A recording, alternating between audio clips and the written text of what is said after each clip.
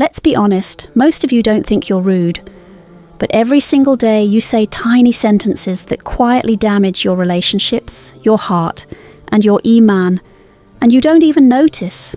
And the worst part? You've normalized these words so much that you don't feel the sin anymore. Today, I'll show you 5 rude phrases all the time without realizing they poison the soul, and how to fix them in the most practical way.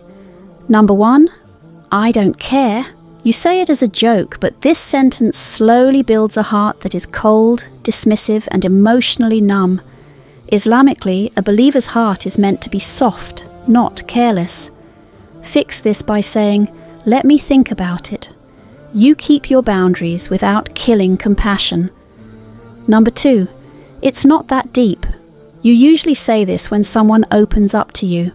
Psychology calls this emotional invalidation. It shuts people down, makes them feel small, and destroys trust.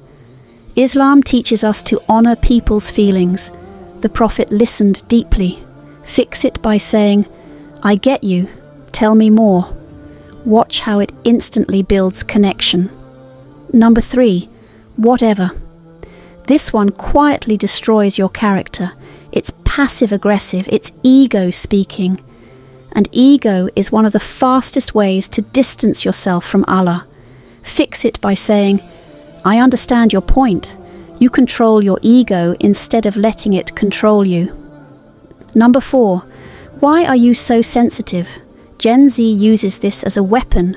Islamically, this is mocking, and Allah warns us strongly against it. Psychologically, it creates shame and emotional damage. Fix it by saying, "I didn't mean to hurt you. Help me understand." You create safety instead of fear. Number 5, I'm just being honest. No. You're being hurtful and hiding behind honesty. Honesty without kindness is cruelty. And the Prophet ﷺ said, "Speak good or remain silent." Fix this by asking yourself before you speak, is this useful?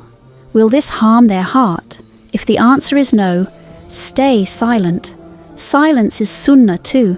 Now here's the part most people miss. One habit can save your relationships and your soul. Pause for 2 seconds before you speak. Science shows this reduces emotional reactions by up to 80%. Islam teaches that thinking before speaking is wisdom.